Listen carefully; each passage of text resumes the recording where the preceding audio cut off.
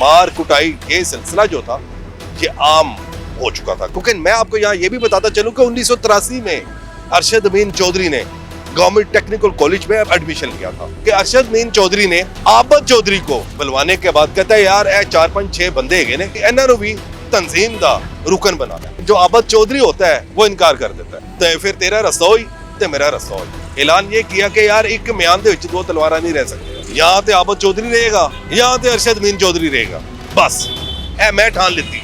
और उस दौरान अरशद अमीन चौधरी को पहला ही अटैक है अरशद अमीन चौधरी, और अरशद अमीन चौधरी की टांग पर गोली लगती है कि यार मैं भी हूं तेनू आबद चौधरी दसांगा कि हमला होंदा की है, पर मेरा हमला तू बर्दाश्त नहीं कर सकना। अब तुलबा तंजीम में दरार पड़नी शुरू हो कि कई माओ के लाल जो थे वो दुश्मनी की भीड़ चढ़ गए। असलम टांगे वाला असर रसूख रखने वाला था, तीफी बट और गोगी बट का हम प्याला हम नवाला था ये कि यार मौका चंगा गया क्यों ना अरशद अमीन चौधरी दे अटैक करता जाए, ऐदी दे कहानी मुकाइए। दूसरी जानब तीफी बट को ये जब इल्म होता है कि अरशद अमीन चौधरी के साथ असलम टांगे वाले का झगड़ा हुआ है, मोहम्मद खान जुनेजो जो थे वो अरशद अमीन चौधरी से दिली लगाव रखते थे। नवाज शरीफ की रैली पर जो फायरिंग की गई थी वो भी अरशद अमीन चौधरी ने करवाई थी। तो जो इसकी बात नहीं मानता था ना उसको मुर्गा बना दिया जाता, और मुर्गा बनाने के बाद ना उसकी ना जूतियां सोटियां मारी जाती। सिर्फ मैं ही मैं है, ये मेरे मद्दे मुकाबल कोई भी खड़ा नहीं हो सकता। ये या लाहौर दे विच अरशद अमीन चौधरी रहेगा या असे रवा। मुखालफिन ने भी ऐसे उजरती कातलों का सहारा लिया जिनका लाहौर में कत्ल करने में तूती बोलता था। हनीफा बाबा ये वो शख्सियत के मालिक हैं जिन्होंने अगर किसी फर्द वाहिद को फोन किया है ना कि एनए भेज दे, अरशद अमीन चौधरी और आरिफ चौधरी जो थे ना वाकिफ थे कि साडा खुरान नाप लिया गया। जिंदगी की सांसें जितनी लेनी थी उन्होंने ले ली। वो ना बच्चे ना औरतों पर वो वार नहीं करता था, वो अंदर बैठा हुआ था और इंतजार में था कि हुने टल्ली बज्जी अरशद अमीन चौधरी मर गई। जी अस्सलाम वालेकुम जी, आज का हमारा जो मौजू है चुदराहट को कायम करने के लिए तुलबा तंजीमों का किस तरह इस्तेमाल किया गया और कितनी माओ के लाल बदमाशी की भीड़ चढ़ गई कोई नहीं जानता। कितने घर बर्बाद हुए कोई नहीं जानता। इल्म हासिल करने की गर्ज से आए वो लाहौर, लेकिन टॉप 10 में शुमार हो गया। जी ये कहानी है लैया के उस नौजवान की जो चुदराहट के शौक में लाहौर में आता है और लाहौर का ही हो जाता है। आज हम बात करेंगे अरशद अमीन चौधरी पर। अरशद अमीन एक ऐसा टॉप 10, एक ऐसा चुदराहट के शौक में एक ऐसा संगदिल इंसान हुआ जिसने कब्जा, भत्ता और उजरती कातलों को जन्म दिया। कहानी हम स्टार्ट करते हैं कि ये लैया के रहायशी थे और इसके वालिद अमीन चौधरी जिनका ताल्लुक जमींदारी से था।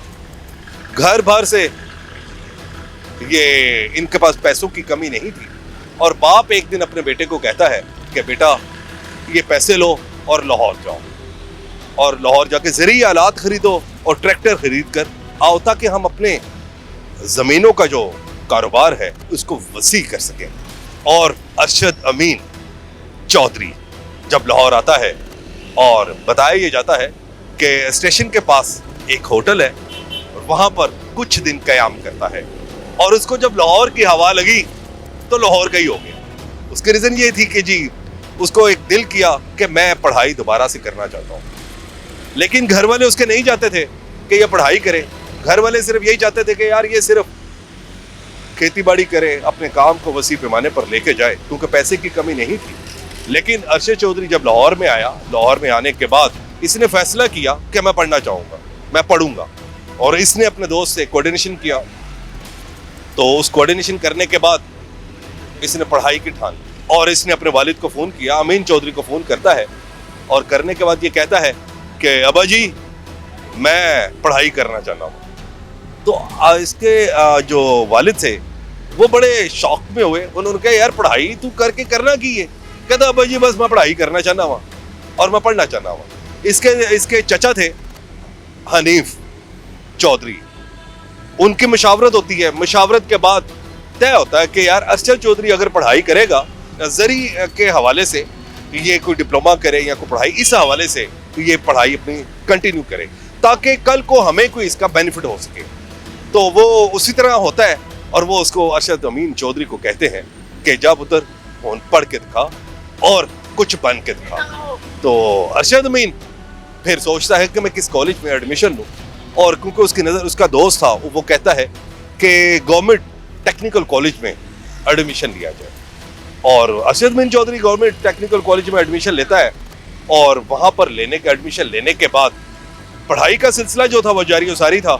लेकिन उस दौरान इसको एक ऐसा, क्योंकि अरशद अमीन चौधरी के बारे में मैं आपको बताता चलूँ, ये कदो कदामत के लिहाज से काफ़ी जवान था, रहन सहन खाना ये चौधरीपन के तरीके से ये करता था, क्योंकि चौधरी अंदाज इसके अंदर था। क्योंकि इसके पास 3 फन थे।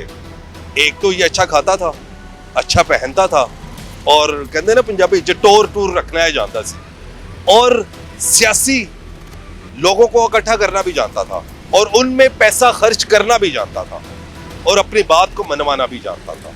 ये इसमें एक क्वालिटी थी। जब Arshad Amin Chaudhary government technical college railway station पर मौजूद है, और यहाँ पर जब एज ए स्टूडेंट की हैसियत पर जब वहाँ पे पढ़ाई का सिलसिला जो है वो जारी सारी रखता है, तो उस दौरान कॉलेज में इसका एक दोस्त बनता है ज़रार हुसैन बट, जो काफ़ी शरीफ था। और ये अरशद अमीन चौधरी उसको कहता है कि यार असे क्यों ना तुलबा तंजीम एक बनाइए, तो असे ताकि तुलबा दे जो भी मसाइल होंगे असे वो हल करांगे, और ताकि इन्होंने किसी किस्म के भी कोई भी मसाइल होंगे असे उन्होंने फेस करांगे। और ज़रार हुसैन बट इसको यूईटी गढ़ी शो के पास यूईटी यूनिवर्सिटी है, वहाँ पर लेके जाता है, और लेके जाने के बाद एक ऐसी शख्स से मुलाकात करवाता है जिसका नाम अकरम गुजर होता है, जो सरपरस्त आला होता है किसका, कायदे आज़म स्टूडेंट फेडरेशन का, QSF का। ऑलरेडी तंजीम उसने बना रखी होती है और उसका वो सरपरस्त आला होता है। और अकरम गुजर के साथ अब ये 3 लोग, ज़रार हुसैन बट, अरशद अमीन चौधरी और अकरम गुजर, अब ये 3 लोग फैसला करते हैं कि हम इस तंजीम को कैसे आगे लेके जाएंगे।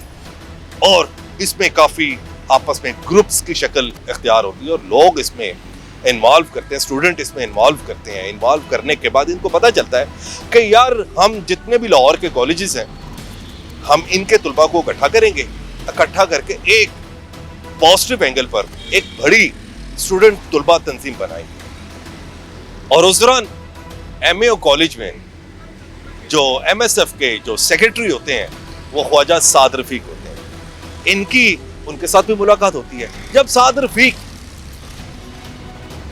अरशद अमीन चौधरी को देखता है, और देखने के बाद काफी जवान था, रख रखाव रखने वाला था, और उठना बैठना बात करना का ढंग इसे आता था। और जब यानी साद रफीक के साथ कोऑर्डिनेशन होता है और साद रफीक के साथ मुलाकात होती है, तो उस मुलाकात में साद रफीक इसको तमाम MSF की तमाम स्टूडेंट का, तुलबा का इसको लीडर बना देता है। क्योंकि अपनी वो मशावरती टीम जो MSF के जो हिस्सा होते हैं उनको इकट्ठा करता है, जिनमें आरिफ चौधरी, आतिफ चौधरी और बाकी दीगर जो ग्रुप्स का हिस्सा होते हैं उनको बुलवाया जाता है, और एक ये ग्रुप्स बनाया जाता है, उनको बुलाया जाता है। बुलाने के बाद अरशद अमीन चौधरी का तारुफ करवाया जाता है, और तारुफ करवाने के बाद इसको टीम लीडर बना दिया जाता है स्टूडेंट्स का। जब ये टीम लीडर्स बनता है, इसमें अब इसको एक मजीद इसमें एक जसूस एक कहते हैं कि इसका मजीद आगे बढ़ने को दिल किया। इसे कहा कि यार मैं अपनी तंजीम को मजीद आगे लेकर जाऊंगा। और वक्त गुजरता गया और तंजीम जो है वो उसका जिक्र जो था जो इलाके के जितने भी असर रसूख रखने वाले लोग जो थे उस पर भी MSF का असर अंदाज होने लग पड़ी, और सियासी हलकों पर भी इसका जिक्र होना शुरू हो गया।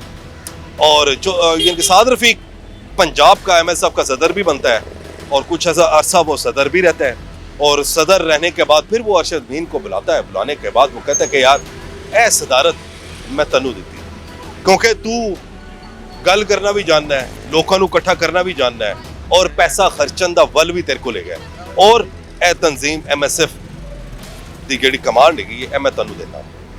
और अरशद अमीन चौधरी को MSF का प्रेसिडेंट बना दिया जाता है। लेकिन अरशद बिन चौधरी जैसे ही एमएसएफ का प्रेसिडेंट बनता है तो वो सबसे पहले देन फर्स्ट ऑफ ऑल वो सदरशिप जो होती है उसमें अमेंडमेंट करता है। वो अमेंडमेंट ये की जाती है कि वो सदरशिप को वो फारिग करता है और जनाब साहब वो इसमें एक नया ओहदा जो है वो मुतारिफ करवाता है। वो नया ओहदा जो था वो था चेयरमैन का। अरशद अमीन चौधरी फिर एमएसएफ का चेयरमैन बन जाता है।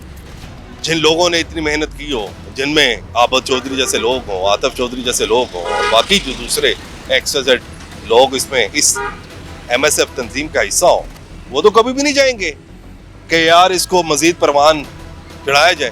खैर अरशद अमीन चौधरी जो था वो तमाम लाहौर की जितनी तुलबा तंजीमें थी उनको इकट्ठा करता है। इकट्ठा करने के बाद नया बाब शुरू होता है और नया बाब ये शुरू होता है कि तुलबा के असर रसूख को मजीद लोगों तक दहशत की अलामत बनाने के लिए जो मेन रोल अदा जो हुआ था वो अरशद अमीन चौधरी का हुआ था, जिसने तुलबा को इतनी फ्रीडम दे दिया, यूनिटी बना दी कि वो जिस जगह भी जाते थे और वो कहते थे कि हमारा राइट्स है, हमारे आगे कोई भी फर्द वाहिद नहीं बोल सकता, चाहे वो सियासी हो, चाहे वो पुलिस से मुंसलिक हो और चाहे वो किसी भी तंजीम का रुकन हो। और क्योंकि ग्रुप्स की शक्ल में जाके हल्ला बोल देते थे और जनाब से मार कुटाई ये सिलसिला जो था ये आम हो चुका था। क्योंकि मैं आपको यहाँ ये भी बताता चलूँ कि 1983 में अरशद अमीन चौधरी ने गवर्नमेंट टेक्निकल कॉलेज में एडमिशन लिया था और ये उस टाइम जाहिर है फिर हालात जो थे मजीद कशीदगी अख्तियार करना शुरू हो गए और अरशद अमीन ने कुछ ऐसे स्टूडेंट्स को भी जो स्टूडेंट नहीं थे, जो तुलबा नहीं थे, उनको भी एमएसएफ का हिस्सा बनाने की कोशिश की। और इसी तरह हुआ कि अरशद अमीन चौधरी ने आबद चौधरी को बुलवाता है। बुलवाने के बाद कहता है यार 4-5-6 बंदे है ने एनआरओवी तंजीम दा रुकन बनाना है और इनकी बात करेंगे हम बाद में। और जो आबद चौधरी होता है वो इनकार कर देता है, वो कहता नहीं अरशद साहब क्योंकि स्टूडेंट भी नहीं गए, तुलबा भी नहीं गए, ਇਹਨਾਂ ਨੂੰ मैं अपना ना अपनी एमएसएफ ਦੇ ਵਿੱਚ ਇਹਨਾਂ ਦਾ कोई काम नहीं है कि मैं ਇਹਨਾਂ ਨੂੰ ਵਾੜ ਦਵਾਂ। लेकिन अरशद चौधरी एक ब्रांड था एक इन स्टूडेंट तंजीम के तुलबा का। वो कहते यार अगर तू मेरी गल नहीं मनी ना तो फिर तेरा रस्ता हुई तो मेरा रस्ता हुई। इन दोनों में आपस में कशीदगी इख्तियार हुई और आबद चौधरी, जाहिर है आबद चौधरी का भी उस वक्त एक मुकाम था और आबद चौधरी और अरशद अमीन चौधरी के दरमियान झगड़ा बहुत है क्योंकि इन्हीं जो लड़कों को जो स्टूडेंट नहीं थे उनको इस तंजीम का रुकन बनाने के लिए ये आपस में बहस व मुबासा होता है। और ये लड़ाई जो थी ये आगे पहुंचती कैसे है कि अरशद अमीन चौधरी बंदों को इकट्ठा करता स्टूडेंट्स के जो एक हल्का होता है, कहते ना कि एक हर हॉस्टल में और यानी वहाँ पे एक यानी कि जिदार मुंडा होता है ਉਹਨੂੰ ਇਕੱਠੇ ਕਰਨ ਤੋਂ ਬਾਅਦ ਉਥੋਂ ऐलान ये किया कि यार एक म्यान ਦੇ ਵਿੱਚ ਦੋ ਤਲਵਾਰਾਂ नहीं रह सकती, या तो आबद चौधरी रहेगा या तो अरशद अमीन चौधरी रहेगा, बस है मैं ठान लेती है। और आबद चौधरी भी यही सोच के बैठा हुआ था और अरशद अमीन चौधरी एक पार्टी पे जाता है तो आबद चौधरी अपने मसल्ला अफरादों के हमरा अरशद अमीन चौधरी का ताक़ुब करता है और जब ये पार्टी में जाता है तो फायरिंग करता है। और उस दौरान अरशद अमीन चौधरी को पहला ये अटैक है, अरशद अमीन चौधरी पहला ये हमला है और अरशद अमीन चौधरी की टांग पर गोली लगती है, जख्मी हालत में मुकामी हॉस्पिटल मुंतकिल किया जाता है। तो खैर कुछ दिनों के बाद ये सेहतयाब हो जाता है।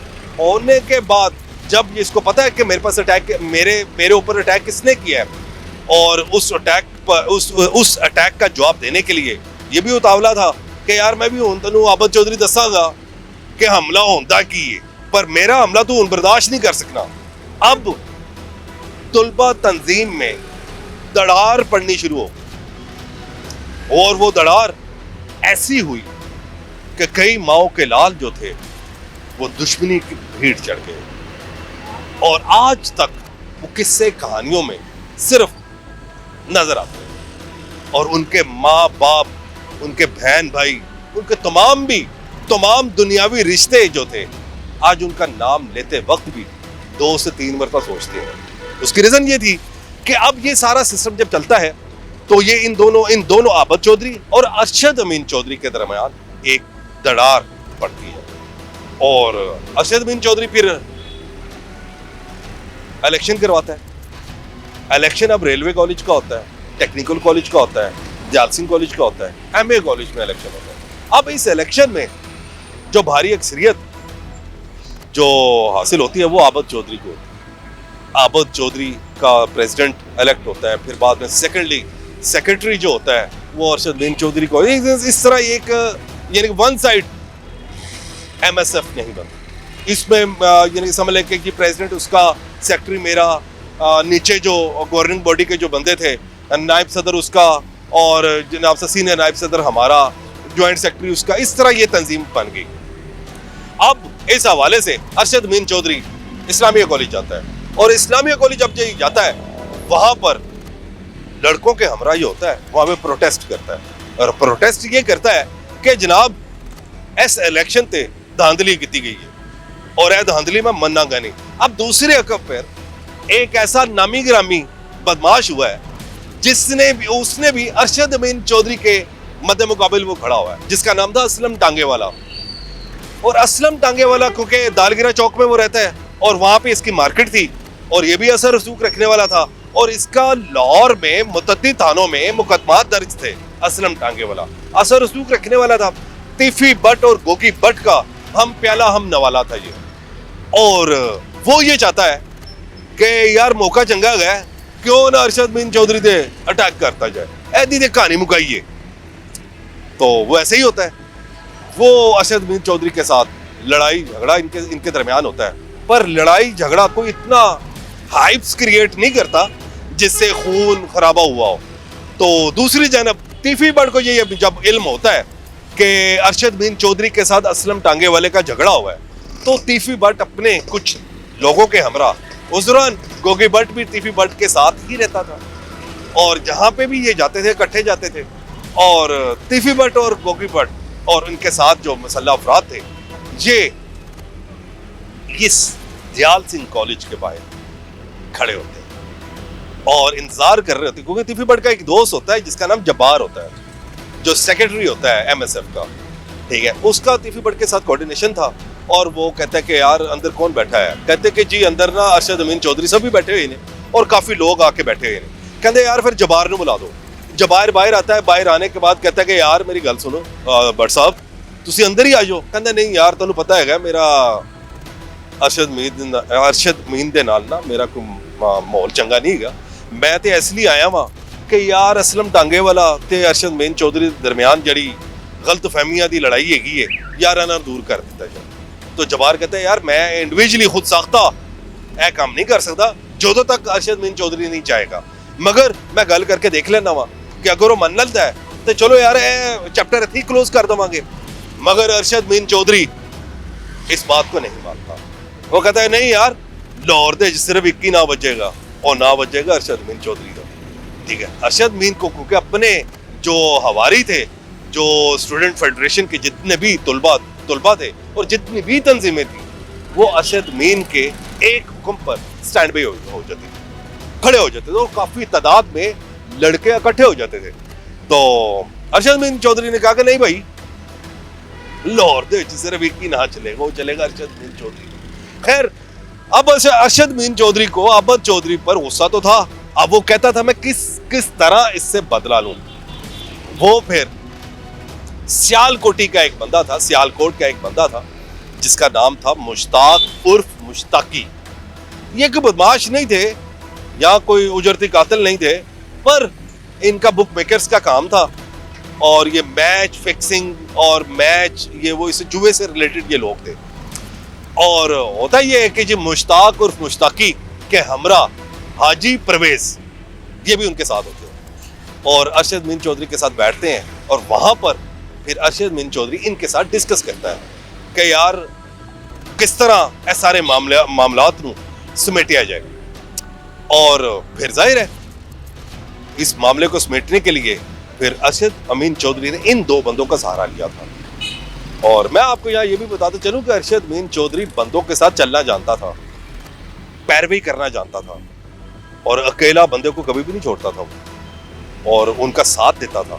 जिस हद तक भी होता था वो साथ देता था। और होता ये है कि जी हाजी परवेज मुश्ताक उर्फ मुश्ताकी, इन्होंने आबद चौधरी का तौक़ुफ़ करना शुरू कर दिया और मौका गनीमा समझकर उन्होंने आबद चौधरी पर अटैक कर दिया।